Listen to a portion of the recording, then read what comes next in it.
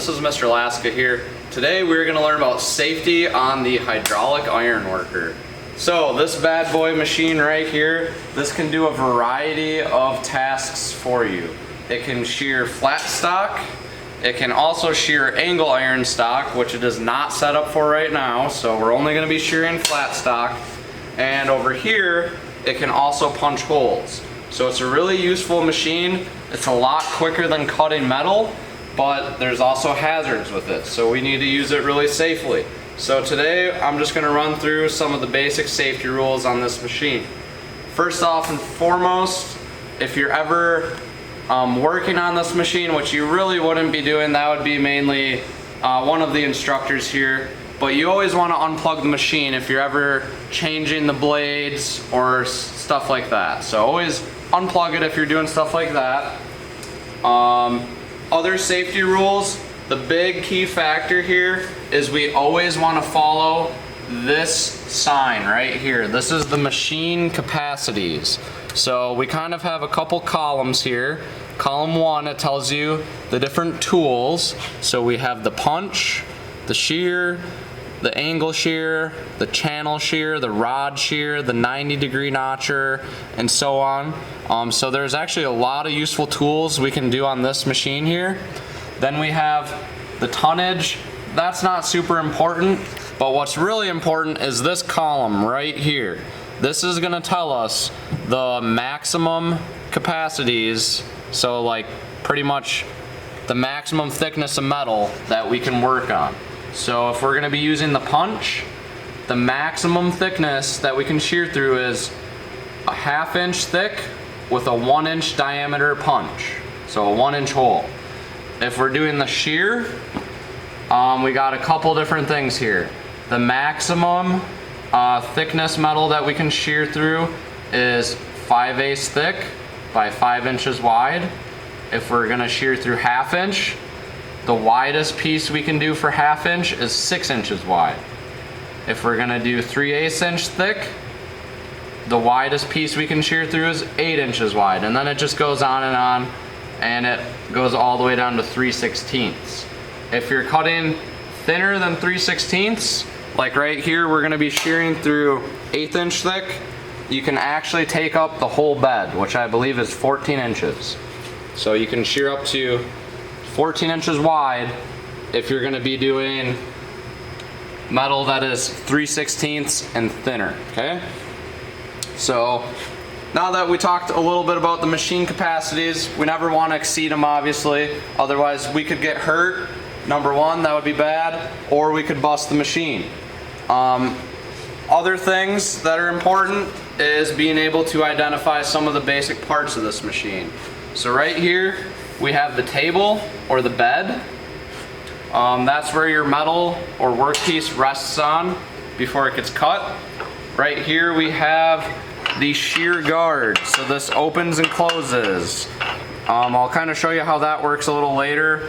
This top piece, this is also a guard that protects us when we're using it. That way no metal comes flying back at us. Other important things, so this is pretty much the shear part of the machine where we cut flat stock. Over here we have the punch. So if I'm operating the punch, I'm going to be standing right here. This is the operating side. This is the foot lever to operate the punch. And then we'll head back over here to the shear operating side. We have the stop button. And I'll kind of show you how that works when I talk a little bit more about the safety. We have the on-off switch that kind of just completely shuts the power to the machine. The start button, the foot pedal to operate the shear, and then we have the lever that changes it from punch to shear. So I'll talk about that more in just a little bit. Back to the safety rules. Back to the safety rules here. Number one, we always want to keep our hands and body away from all the moving parts. The main moving parts on this machine, you have this big hydraulic arm here that's going to move up and down. You have the punch, which moves up and down. And then you have the shear blade, which is inside here. As well as right back over here, there is a piston or a hydraulic piston that's going to be moving up and down. So there's multiple moving parts to this piece of equipment. We always want to keep our hands and body, the rule of thumb is at least 3 inches away from all moving parts, okay? Other things that are really important whenever we're using this machine, we always want to be using safety glasses. So that's the only required PPE for this machine, safety glasses. However, you should be wearing proper lab attire, long pants, closed-toed shoes, stuff like that. Other things with this machine, a lot of times you'll be operating this with a partner, which is perfectly okay. I would rather people work together than work alone and get hurt. However, when you're operating this with a partner, only the operator operates the machine. So I don't want you standing over here feeding metal into it while your partner is pressing the lever. If you're gonna use 2 people, typically it's for like long stock, you have one person on the operating side, the in-feed side, and then you have one person on the out-feed side. So if you're gonna be working in pairs, only one person operates the machine. That's a huge key factor here. So pretty much, if you respect this machine, it's pretty safe. You just gotta keep your distance from all the moving parts, wear safety glasses, and never exceed its maximum capabilities, which are right there. So we're gonna run through how to kind of operate this machine here. Notice I got a long piece of flat stock here. It's an 1/8 inch thick. We're gonna chop this up into some little pieces. And the really cool part about a shear is it's really quick and it makes no waste. There's actually like no sawdust. So what I'm gonna do to get this set up, first I'm gonna move over here, and this actually has a material stop. And how you use that, there's like a ruler on it. I can loosen this handle right here. So this is the only one handle that you students should need to loosen. I loosen this handle and I'm gonna slide this to 3 inches. So this edge is actually where you're referencing against the ruler. I'm gonna set that to 3 inches. It's fairly accurate, but don't expect super precision. It'll probably get you within the nearest 1/16 of an inch. Then what I'm gonna do, you see this piece of metal here on the stopper, it's spring loaded. So actually, if I wanted to cut repeated cuts that were 1 inch long, I can do so. I just gotta move it to 1 inch, and this will actually move up and down and it won't get busted off from the machine. That's why it's spring loaded. So I'm gonna move that back to 3 inches. And what's gonna happen here, when I slide my metal through here, our metal is gonna actually hit this stop right here. That's what we're looking for our material to touch, okay? So we're gonna open up the guard. Sometimes you gotta screw this handle loose, lefty-loosey. And actually currently I gotta turn the machine on. The shear blade bar is down and the punch is up. So if I'm shearing, I gotta make sure this lever is not on P for punch. I gotta turn that to S. And you always do that while the machine is off. To start the machine up, I'm gonna pull out the stop button. If this was turned to off, I would definitely turn it to on, but it is currently on, so we're good to go. And I'm gonna hit start.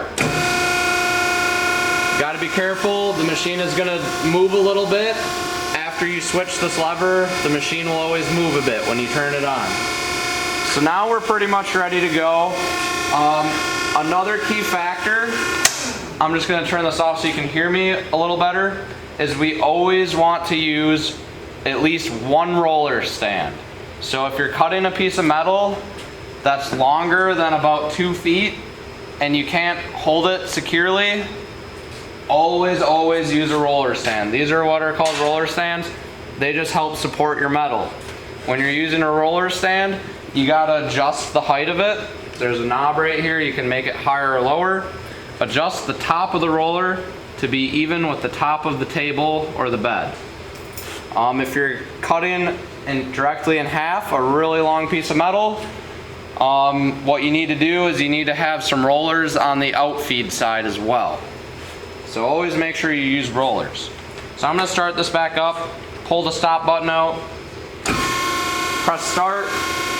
You'll start to hear the hydraulic noise of the machine, and I'm gonna slide this material until the material touches the material stop.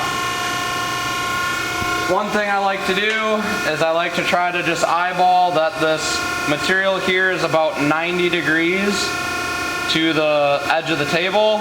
You can actually use a square, but I'm just gonna eyeball it. I'm just cutting metal for practice welding. So that you wanna make about square, close the guard, and screw this just till it's firm. And that will actually hold the metal down. And then as long as your hands and body are away from the machine, you are clear to press the operating foot pedal. When I press this down, it's gonna make a loud noise, and then the machine is gonna shear the metal and it will cut it to my desired length.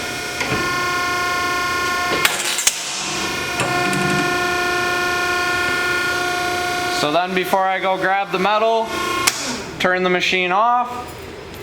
And depending on the situation, sometimes your metal, it'll fall down this chute into the scrap bin. This is also doubles as our lab scrap bin. Your metal might be down there, or it might be on the chute. Just most importantly, make sure the machine is off before you grab the metal. And then here is our metal that's about 3 inches long that we just sheared. So next up, the last part of the machine I'm going to go over that we'll be using is the punching operation. So I'm going to set this aside. I actually have a piece of metal prepared. So I'm going to switch the machine over to punch. Remember to do that while it's off. Notice the foot pedal's moved a little bit. And I'm going to turn the start button on, and this punch is going to raise up. Okay. So if we view the camera down here just a little bit, notice the punch has a sharp point on it. That's pretty important. Whenever you're punching a hole in metal, okay, that's good. Whenever you're punching a hole in metal, you want to make sure that you center punched it with a center punch and a hammer, so you make a little dimple in it. Then all I'm going to do is, first off, I got to figure out, is the machine capable of punching this metal? It definitely is. I just checked. So we're going to punch, I believe this is a 5/8 hole through this 1/8 inch thick metal, and it's going to go really quick, a lot quicker than drilling, so it's really nifty. So I'm going to feel for that little dimple there and kind of lock it into that tip of the punch. And what's super crucial is you do not want any part of your hands or body to get trapped between your metal workpiece and this table here, or they will get crushed. So you got to be really careful. And then I'm just going to press down this lever, and it's going to make a loud noise and punch a hole right through my metal.